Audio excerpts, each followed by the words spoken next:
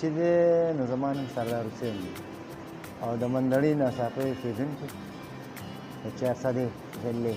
دا ژرنده چې ده نو دا انګریزانو د 1907 نه پیشکار شروع کړو، په 14 کې تیاره شوه، 1914 کې. نو بس بیا هغې سره بیا حکومت به بیا ټیکې ورکولې، د پاکستان خو لا نه وه ازاده، نو د هندوان به دا ژرندې ټیکې کولې او خوړې دي. بیا چې کله پاکستان ازاد شو نو زمونږ مسلمانانو ته پاتې شو.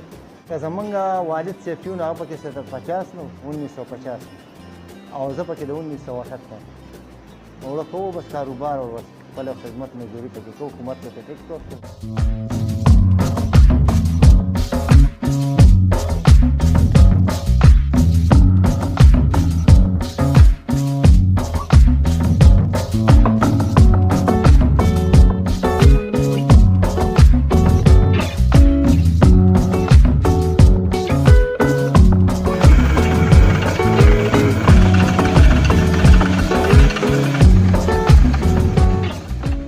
کمې دانې راوړي ځان له وړکۍ نه، هغې نه موږ 14مه برخه اخلو. 14 کې د دړۍ موږ والو، 15 هغوی له وړو.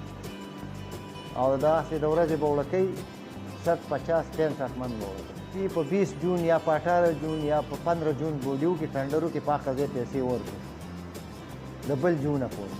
9000 نه موږ رانیولي دي، نو 14 م ورکړي، 9 م ورکړي دي، 22 م ورکړي دي. باندې د کاڼي خرچه شته، په دې د مزدور شته، په دې باندې ترکان شته، کاریګرو.